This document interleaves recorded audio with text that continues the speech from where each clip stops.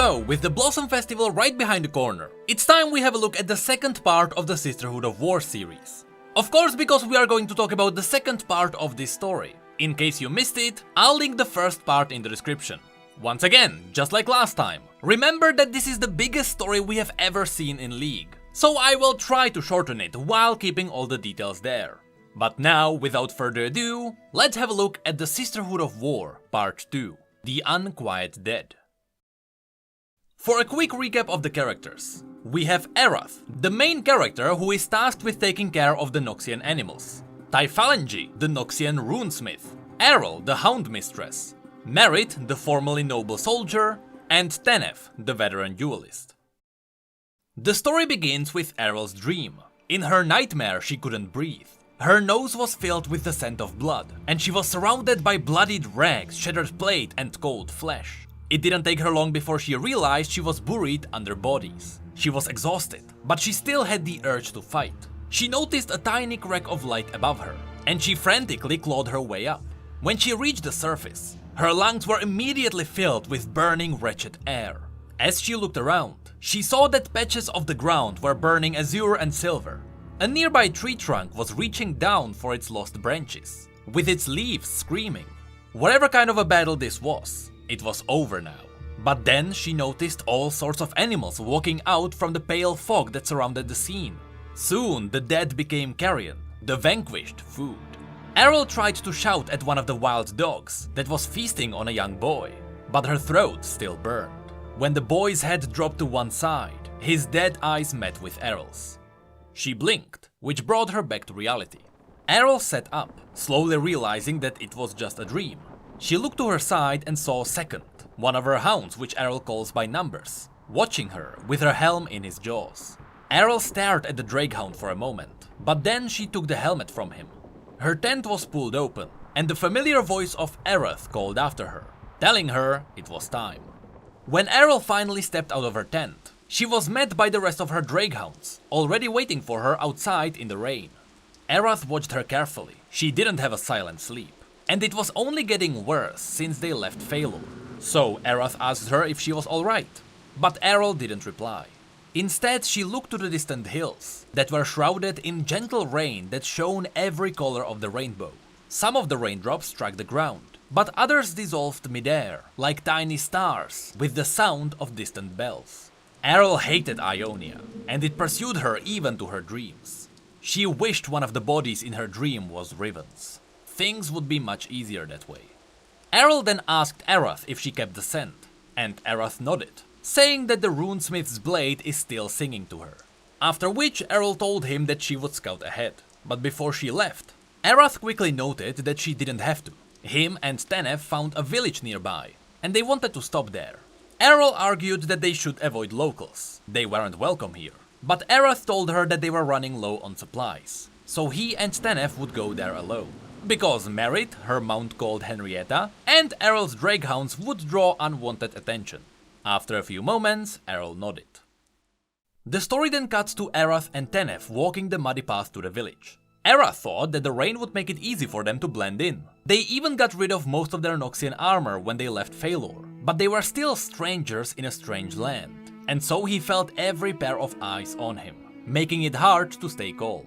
Both Arath and Tenef were armed, but that wasn't unusual for anyone in Navori. Though Arath was starting to realize that not every weapon here was visible.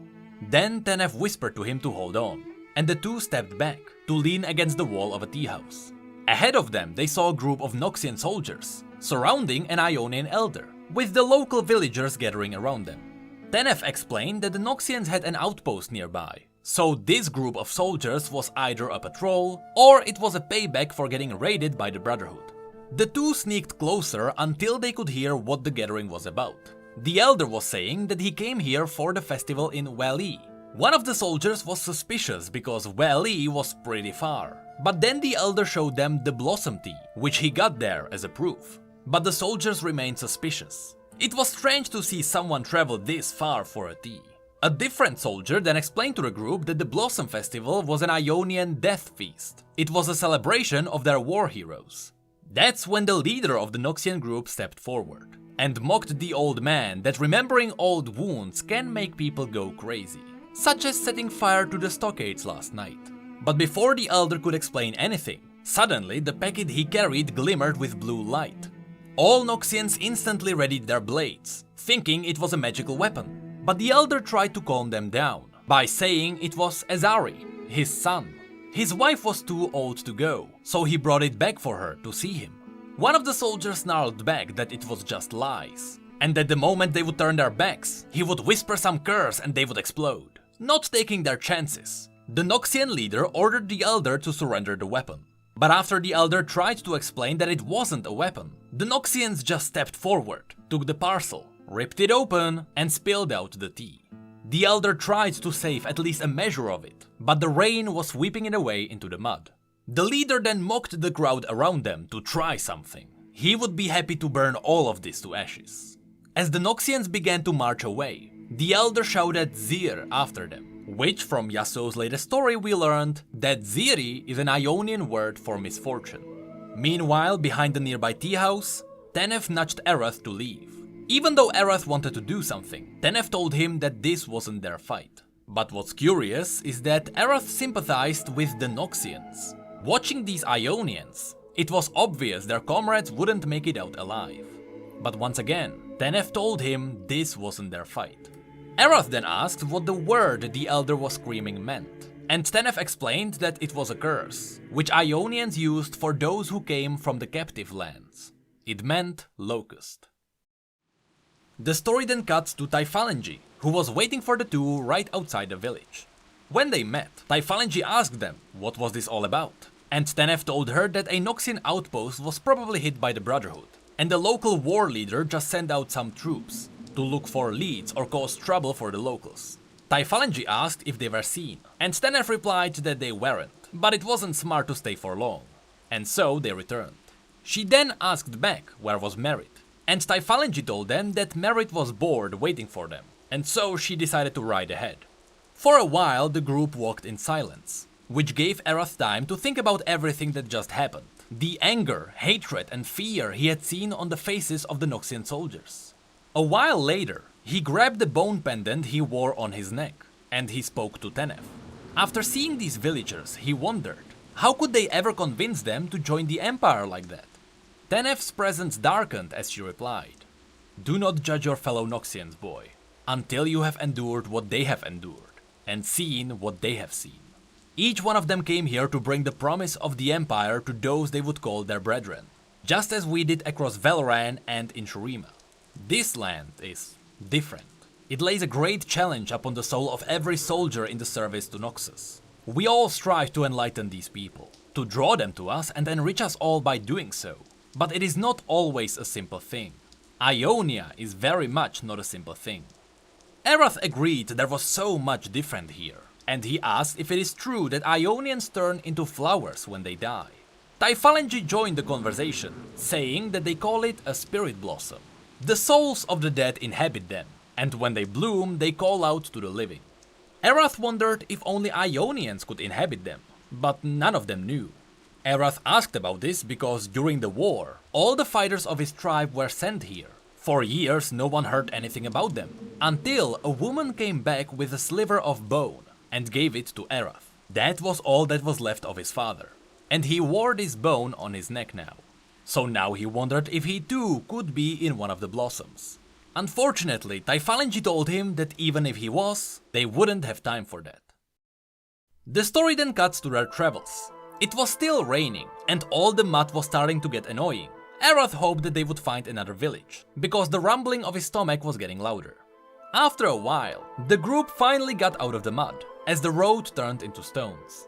When Erath looked down, however, the stones looked somehow familiar to him, almost as if it was a piece of art. His eyes grew wide when he realized they were walking across a giant pair of cupped hands, rendered from stone, half buried in the ground. In that moment, Erath asked aloud, "I would like to know how anyone could make such a thing." And Typhalangi replied, "I'm rather more keen to know who could have destroyed it. Or what." Then Errol's hound started to growl, so she ordered everyone to stop. In front of them, in the center of the hands, there was a small shape softly crying in the rain. Erath wiped the rain from his eyes, and it seemed like every time he blinked the shape changed color. Typhalangi then signaled everyone to be careful, as she drew her sword and checked her surroundings. Curiosity pulled Erath closer. The creature in front of them was tiny, shorter than his blade even, and it seemed to have both feathers and scales. Erath knelt down, saying the one phrase he kept repeating ever since they landed in Ionia. "I've never seen anything like it." As he reached down to check the creature, both Tenef and Typhalangi got extremely nervous. Erath said that the creature was just a baby, perhaps it was hurt, but Tenef replied that was exactly the point. Its mother would be nearby. Then, as a massive form revealed itself, the rain began to fall upward. Just like the tiny helpless thing they found, this thing was part bird, part beast, and part sea creature. It had tentacles as thick as a man's arm, razored talons, and half of its form seemed to ripple in and out of solidity, as if it existed only partially in the same reality as them. Then the creature shrieked, and Erath cried out in pain, covering his ears. It then revealed its multicolored wings, which it used to blow Erath away from its baby. Tenef shouted at Erath to go back and keep Tals safe. Of course, if you forgot, Tals is the name of their basilisk. Erath drew his blade, but he still followed Tenef's command, as the rest of the group got ready to strike. Tenef started to spin her chain. Errol sneaked behind the creature with her drakehounds, and Typhalangi started chanting an uncanny spell that drew blood from her nose. The next time the beast screamed, all three of them attacked. The hounds leapt in first, and one of them even came back with a wing in its jaws. Then Typhalangi unleashed a wave of burning jade from her blade, and finally, Tenef got close and personal, stabbing the beast's side with her short blade. However, the beast's tentacles were quickly able to overwhelm her, and she was thrown back against the rock, with a bloody gash across her forehead. Erath rushed toward her to help her, but Tenef signaled him to stay back. Typhalangi then leapt in herself, but she too was smashed away with a clutch of tentacles. At this point, every fiber of Erath's body was screaming to move, to do something, so he looked at Tals and decided to finally pull his weight. He climbed onto the basilisk, grabbed the reins, and drove him between the creature and Tenef. A tentacle flew toward his face, but Erath drew his sword and quickly sliced it away. Blood rushed to his ears as he deflected more slashing limbs, preparing for a charge. But that's when a familiar voice came from behind the creature. "Stay clear of my manservant, beast!" Of course, it was Merit, sitting on top of Lady Henrietta, who was too eager to coat her jewelry in fresh blood. As the two charged in, the battle was over almost too quickly. Merit was able to jump onto the beast's back and stab it in its skull, jets of glowing blue blood splashing her. When the beast toppled to the ground, the rain fell normally again. After a while, when everyone had a chance to collect themselves, they gathered around the dead beast. First, Typhalangi revealed that this creature came from the other realm, and then she thanked Merit for saving them. She even promised her to craft her a weapon as savage as her spirit when all of this is over. Merit then wondered if the beast was good to eat, or if it was bursting with some ghastly poison. But before they had a chance to test it out, she pointed at the little creature that was still sitting nearby. It shivered for a moment, and then it burst into a cloud of snowflakes, which then became sound and then nothing. Upon witnessing this, Erath questioned again, aloud, "Why do we want this place?" Typhalangi told him that this land teemed with the bizarre, and that he should ignore it. But Erath murmured that this land was nothing but bizarre.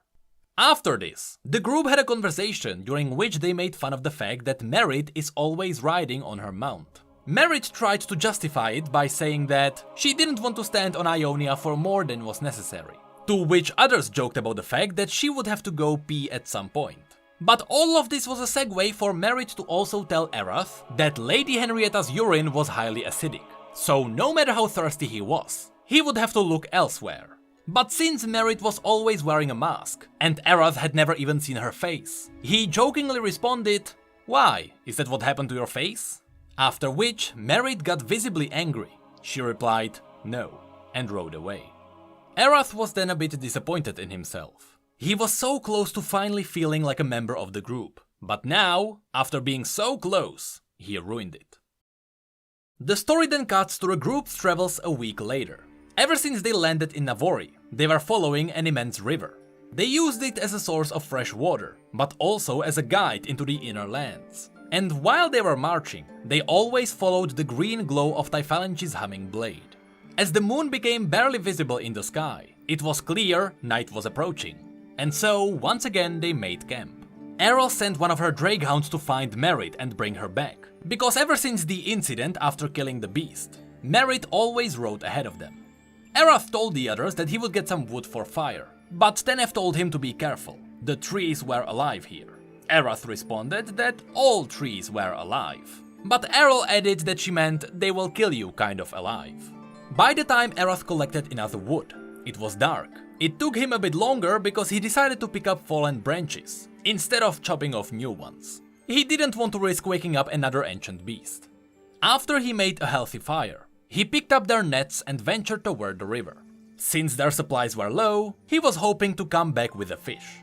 It didn't take him too long and he actually caught a decently sized carp. And as he dropped it into the pot, he even thanked it for its service to the Empire. Later, when the fish soup was ready, the Noxian squad sat around the fire. For a while there was silence. Everyone was enjoying the warmth and peacefulness. And Tenef even pulled out her pipe, breathing out blue-grey circles of smoke. Necrit pointed out that this stuff will kill her, but Tenef shook her head, saying that this is not what will kill her. Besides, she wasn't allowed to die until they were done here. A bit more silence passed, before Erath cleared his throat, which made everyone turn toward him. He asked about the person they've been sent out to find, Riven. He wanted to know if everyone here knew her. Typhalange said only by reputation, but the others knew her personally. Tenef said that she shed blood alongside her. According to her, Riven was really tough for being so small. Her sword took incredible strength to even lift up. And Necrit added that she was a great dancer too, but she was also quiet at first. It was only on the battlefield that they could forge an iron bond and become sisters. And so Necrit wondered, why did she stay here? After all that happened, why would she betray them? Reasonably, Tenef said that they don't know what happened, but Necrit wasn't buying it. Riven had years to report back, but she didn't. She was a deserter. The story then cuts to the middle of the night. Erath tried to sleep, but he couldn't stop thinking about the person they were after. He saw how strong his squad mates were together, so he couldn't understand how this Riven could scar them so much. Either way, before he even had a chance to go to sleep, they were all brought to their feet by Tenef, who told them the river was flooding. When Erath looked outside, his blood ran cold. Somehow, the peaceful current was now raging, and it was devouring the riverbank, inch by inch. To him, the river wasn't flooding, it was alive. As everyone picked up their things and ran to the tree line, Erath thought of Tals first, so he quickly rushed toward him to get him to safety too. When they reached the trees, they all climbed up, and Tals stood on his hind legs to keep his head above the surface. Erath then looked around to check the situation. Tenef and Necrit were clear, but Errol with her Drakehounds were stuck in the muddy camp. They were slowly dragged back to the river. Without hesitation, Erath picked up his axe and he dropped down into the water. There he quickly chopped down a tree and let it fall toward Errol. Erath could see the Drakehounds paddling around her and dragging her up on the tree, but there were only 3 of them. Second was missing. He was carried beneath the water. When Tenef told Errol about this, Errol's blood started to boil. As the rest of the hounds got to safety as well, Erath noticed that the sunlight faded, and when he held out his hand, he could feel heavy drops falling into his palm. Within minutes, the sun was gone, and it was hidden behind black storm clouds. Moments later, powerful wind and freezing dense rain struck them, but Typhalange was able to push the storm back a little by holding out her blade and whispering a strange incantation. Suddenly, her sword served as a tiny capsule of green light in the maelstrom. They endured like this for minutes, or perhaps hours. Time blurred for them all. But eventually, they noticed a tiny mote of light in the distance, and their only option was to go toward it. They had no supplies at this point, so even if it was the enemy, they were ready to fight for survival. A little while later, they noticed that the trees in front of them absorbed most of the storm. But on top of that, it seemed like the trees were concealing a small isolated village. Strangely, the branches of the trees made a wall. But as the Noxians got closer, the branches moved aside to create a small passage. Then about a dozen men and women stepped through the opening. The Noxians noticed the swords and axes in their hands, and so everyone got ready to fight. But when they got closer, not only did they notice that the weapons were Noxian, but the people who held them were also Noxians. The leader of the village spoke in perfect Van Noxian. He told the group to lower their weapons. They didn't want to fight. Merit immediately spat on the ground and shouted back that they were deserters. Tenef quickly reminded her of what was behind them, but Merit snapped back if she even realized what was in front of them. But finally, it was Erath who broke their argument, as he pushed his way between them. There was something about the man's voice which Erath recognized. And so, as he stepped forward with trembling hands, he regarded the lead Noxian with wide eyes. A single tear descended his cheek, as he asked, "Father?" The story then cuts to the man leading Erath out of the storm. Erath still couldn't believe that this was Jobin, his father, alive. As Jobin offered his son something to eat, the two started talking about Erath's journey. When they were done, Jobin asked Erath, "How's his mother?" And Erath replied that she is still mourning him.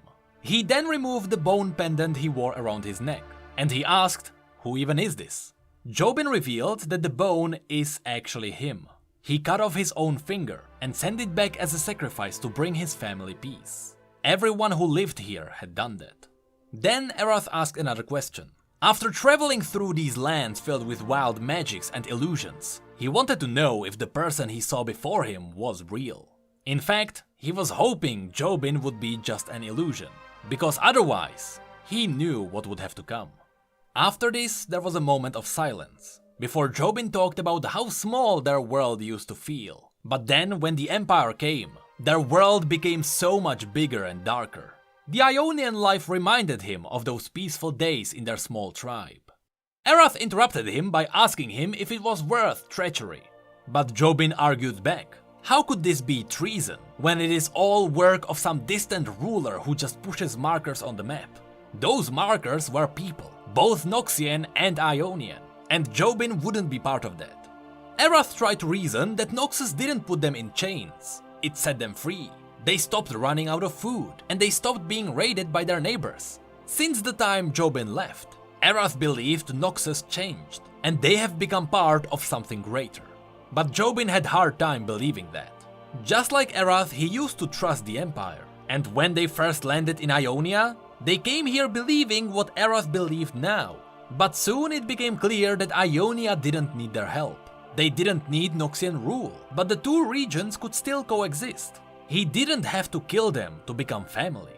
Once he understood that, he knew he couldn't return. For a while, Erath processed his father's words, but then he finally replied, "Everything you taught me was a lie." Jobin felt sorry for this, even more because he deceived himself as well. But now he assured Erath that there is always time for something better, and that there was a place for him here too. Unfortunately, after living through one of his lies, Erath wasn't sure if he could believe him again. Sure, Jobin lost a finger, but in return, Erath lost his father. And now Jobin was preaching to him, as he was hiding in the woods? Erath reminded Jobin that after the Empire showed their tribe the true size of the world, they had the option to join and to work to unite the entire world, or to run. And Erath wasn't running. A while later, the two emerged from the hut, and Erath walked straight to the Huntresses to unite with his group. Then the negotiations began. Jobin said that they offered them shelter, and now that the storm passed, they also offer half of their harvest. In return, he asked Erath's group to leave and forget their village ever existed. After this, the Huntresses stepped back to talk among themselves. To Merit, the only question worth asking was if they killed them all. But Tenef reminded her that Erath's father was among them, to which Errol added that half of these people were Noxian traders. But slaughtering them wouldn't help them find Riven. When it came to Erath's opinion, he himself wasn't sure what he wanted Typhalangi to say. After all, it was her call whether this entire village would live or die. And after a while, Typhalangi decided that it would be best to just move on. Their task was to find one deserter, and these weren't her. She then turned toward Erath and said that were the circumstances different, she wouldn't condone leaving them here alive. And so, with that, The group got to their mounts and they continued on their journey. The next stop would be the place where it all started. The story then cuts to the group being on the road again. As the bone pendant hung around his neck, Erath couldn't believe the man he met was the same man who raised him, and he wondered if he will end up in the same way, since sons were raised in the image of their fathers. But then his thoughts were interrupted, as the landscape around them suddenly changed, and with it the behavior of the huntresses. They all tightly gripped their weapons, and they twitched at the slightest sound. As the group got to a hill, they got a clear view of the land. The earth was incredibly dry here, and Erath could smell acidic tang in the air. The border of this area was marked with a stone that had some Ionian writings on it, although he couldn't understand what it said. To Erath, it was clear that this was a warning to stay away. Next to this stone, there was an old man who used his cane to stand up when he noticed the Noxians approaching. He told him that he has no part in any quarrel, and that he serves no master. His job was to simply keep vigil here, at the threshold of a terrible place, to ward off those who might seek to cross. The huntresses were silent for a moment, before Typhalangi stepped forward. She told the man that they do not wish to harm him, but still, they will pass through. The old man begged her to go no further. They couldn't imagine the pain that occurred here, but as Tenef walked past him, she answered they didn't have to. After that, the old man said that he will sing for them, for their pain. The first step onto the dusty plain made Erath feel like he was transported somewhere alien, even for Ionia. It was absolutely devoid of life. The ground had a sickly greenish tint, and the air was sour, stinging his nose and throat. His eyes and lips tingled. As Typhalangi's ruined blade pulsed, Tenef explained that this is where it happened. They had been fighting here for years with no progress. But then someone told them there was a way to break through. It was some mad Zonite and his concoction. They called it chemical fire. The tone at which the story was told turned much darker, as all the huntresses explained what happened. Their group was tasked with protecting the payload, but then it all went wrong. They were ambushed. Riven called out for support, and so the Noxian backline just fired, and the jars ignited.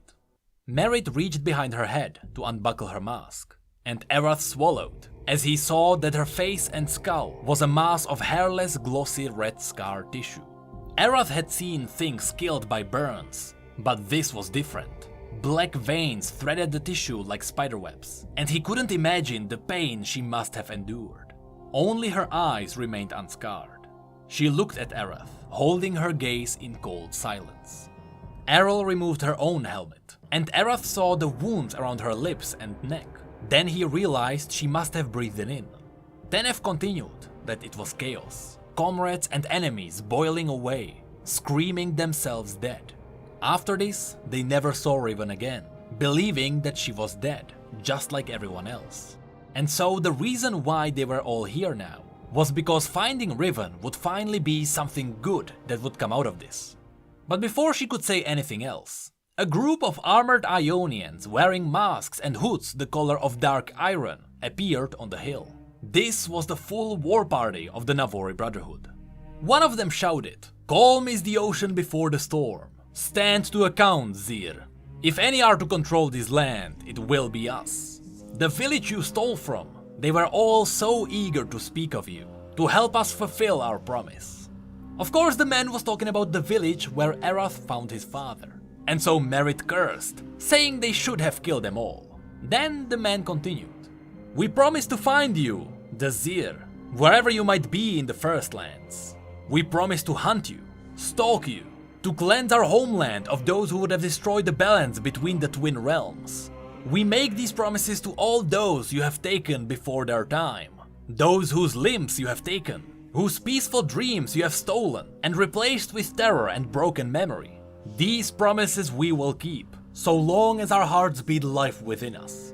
The Ionian group descended from the hill, as the leader asked, "Tell me, what will you promise?" Tenef had nothing better to answer than, "I promise to make this hurt." "You promise blood then?" The warrior smiled beneath his hood. "We accept." After this, both parties charged forward, and bloodbath followed.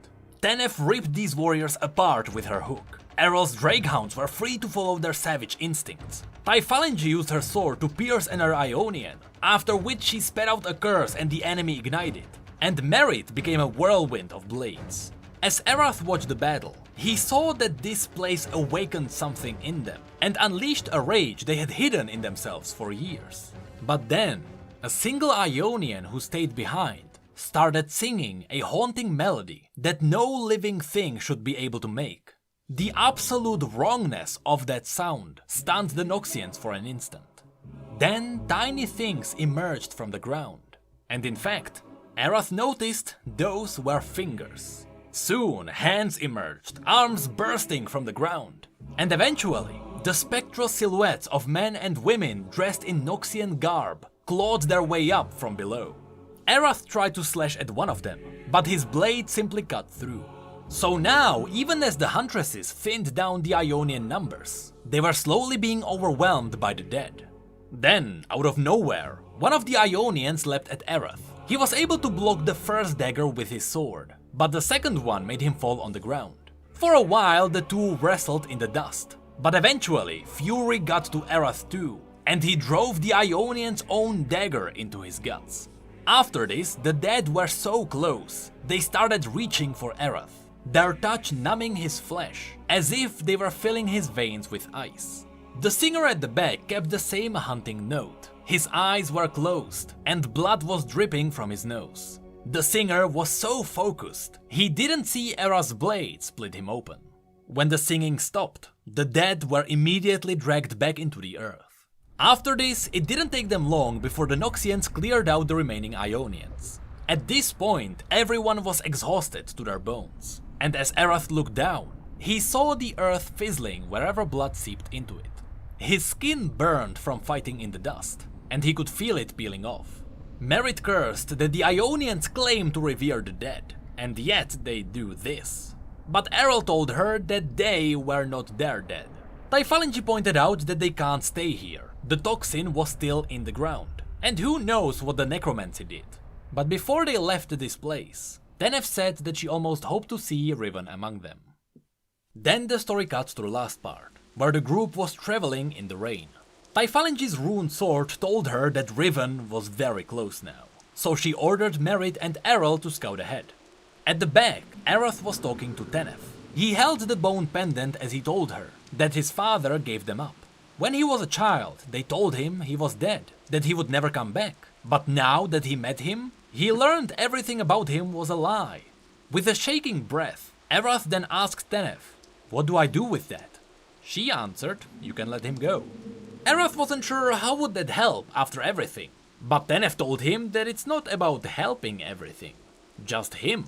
As long as Noxus endured, he would always have a family. So Erath paused, letting his past memories wash over him. Then he ripped the pendant from his neck. He stared at it, and slowly tilted his palm until the sliver of bone fell to the ground. Without looking back, he jogged off to catch up with the others, as the pendant quickly vanished beneath the earth. This story gets a whole new meaning when you realize that the nightmare Errol had at the very beginning was real, and that perhaps there was a better reason why Merit was angry when Erath joked about her face.